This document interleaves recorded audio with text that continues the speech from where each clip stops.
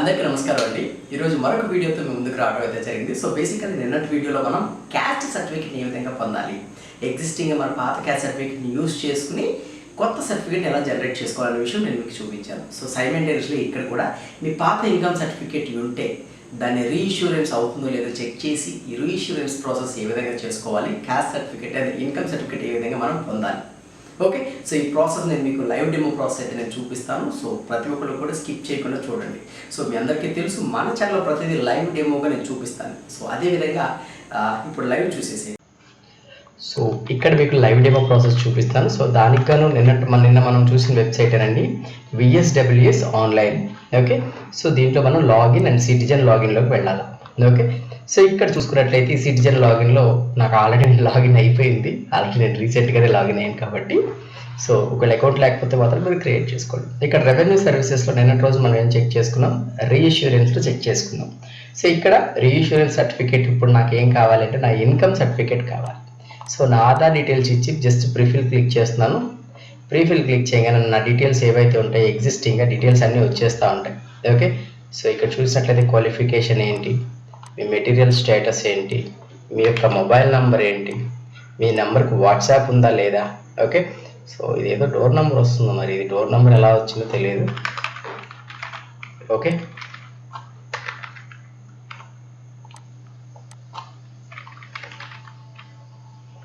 Yeah, తర్వాత మీ postal ఎక్కడ, మీ post office. Okay, then present address, permanent address same. So ఇక్కడ మీరు ఏం చేయాలి అంటే హిందూ నా మెయిల్ ఐడి, జస్ట్ కంటిన్యూ. ఇక్కడ సెల్ఫ్ అప్లికెంట్ ఎవరు, తర్వాత సర్వీస్ టైప్. నాకు నిన్న మనం ఇంటిగ్రేటెడ్ సర్టిఫికేట్ తీసుకున్నా, ఇవాళ ఇన్కమ్ సర్టిఫికేట్ ఎలా ఉంటుందో కూడా మీకు నేను చూపిస్తాను. So same income and caste certificate ఒకేలాగా ఉంటాయి మీ పాతవి. ఓకే, సో జస్ట్ నేను ఇక్కడ ఇమేజెస్ అని క్లిక్ చేస్తున్నాను. సేమ్ మీకు నిన్న చూపించాను కదా నేను ఇలా. సో దీంట్లోనే మన యొక్క అప్లికేషన్లో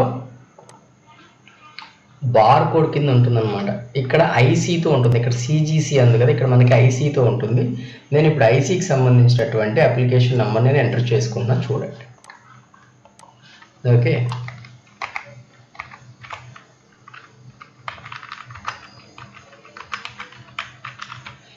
ఓకే అండి. దెన్ ఇక్కడ స్కాలర్షిప్, ఫీజు రింబర్స్మెంట్, ఇంకేదైనా గవర్నమెంట్ స్కీమ్స్ సంబంధించినటువంటి సబ్సిడీస్ అని క్లిక్ చేసి ఓకే. సో తర్వాత మన ఆధార్ నెంబర్ ఇవ్వాలి. మన ఆధార్ ఖచ్చితంగా మొబైల్ నెంబర్కి లింక్ అయి ఉండాలి. ఓకే, నిన్న కూడా అదే కదా ప్రాసెస్. ఓటీపీ ఇచ్చాను, అథెంటికేట్ ఓటీపీ అనేది నేను క్లిక్ చేశాను. క్లిక్ చేయగానే నా డీటెయిల్స్ వచ్చేసినాయి. సో సేమ్ యాజ్ లైక్ అండి, మన ఆధార్ ఇక్కడ అప్లోడ్ చేయాలా, నేను అప్లోడ్ చేస్తున్నాను. తర్వాత ఇక్కడ ఉన్నటువంటి టర్మ్స్ అండ్ కండిషన్స్ యాక్సెప్ట్ చేసి జస్ట్ మనం షో పేమెంట్ క్లిక్ చేస్తే నిన్నట్లాగానే మనకి పేమెంట్ డీటెయిల్స్ అడుగుతుంది. ఓకే, సో ఇక్కడ అదే 40 రూపాయలతో మనకు పని అయిపోతుందండి. సో ఇక్కడ చూడండి, సో అదే బార్ కోడ్ యూజ్ చేసి నేను పేమెంట్ చేస్తాను. జస్ట్ మీ ఫోన్పే ఓపెన్ చేయండి, స్కాన్ చేసుకోండి. మీ పాత సర్టిఫికేట్ యొక్క ఆధారంగానే ఇక్కడ నేను మీకు సర్టిఫికేట్స్ అయితే న్యూ సర్టిఫికేట్ ఇష్యూరెన్స్ అయితే మనకు లభిస్తుంది. ఓకే, సో ఇక్కడ నాకు పేమెంట్ అయితే అయిపోయింది, ఇంకా ఇది రీడైరెక్ట్ అవ్వలేదు. నిన్న కూడా ఇదే ప్రాసెస్. సో చాలామంది నా పేజ్ రీడైరెక్ట్ అవ్వలేదు, నువ్వు చెప్పిన పని చేసి నా 40 రూపాయలు పోయినాయి, 40, 80 రూపాయలు పోయినాయి, నువ్వే బాధ్యుడు అనొద్దండి, నన్ను కంగారు పడొద్దు. ఓకే, ఇది మీరు కట్టుకోండి, ఆటోమేటిక్గా పేజ్ రిఫ్రెష్ అయింది. సో మీరు ఓన్ డెసిషన్ తీసుకుని ట్రై చేయండి. నేను మీకు జస్ట్ నాలెడ్జ్ ఇచ్చేవాడిని మాత్రమే. ఇదిగోండి పేమెంట్ రిసీట్, జస్ట్ మన రిసీట్ మనం క్లిక్ చేస్తే మనకి మనం పేమెంట్ కట్టినటువంటి చలానాకు సంబంధించినట్టు రసీద్ అయితే ఓపెన్ అవుతుంది. ఓకే, సో అదేవిధంగా ఇక్కడ చూడండి సర్టిఫికేట్.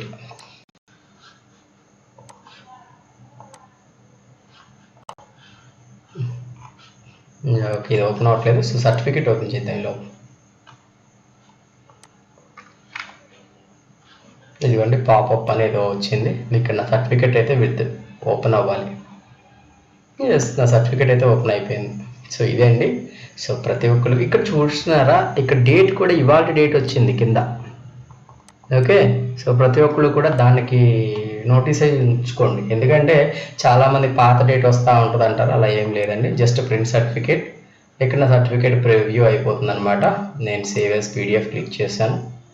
ఎస్, నేను సేవ్ చేస్తాను. సో ప్రతి ఒక్కరు కూడా ఈ విధంగా మీ యొక్క ఇది income certificate, okay. So payment Rashid అట్లాగే నిన్న కూడా ఏదో మనకి ప్రాబ్లం వచ్చింది. సో దానికి నేను మళ్ళీ ట్రై చేయమంటే చేస్తాను, బట్ ఇది వర్క్ అవ్వట్లేదు అనమాట. ఓకే.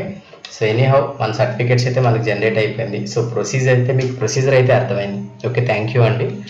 ఇఫ్ ఇన్ కేస్ ఏదైనా డౌట్ ఉంటే కామెంట్ చేయండి. అందరికీ కూడా అర్థమైంది అనుకుంటా. ఇఫ్ ఇన్ కేస్ అర్థం కాకపోతే మాత్రం కామెంట్ చేయండి. కామెంట్ చేసి మీకు ఉన్నటువంటి డౌట్ క్లియర్ చేసుకోండి. ఓకే. సో మీరు మన ఛానల్కి ఫస్ట్ విజిట్ అయితే తప్పకుండా సబ్స్క్రైబ్ అవ్వండి. కుదిరితే లైక్ చేయండి, నచ్చితే షేర్ చేయండి. Thank you.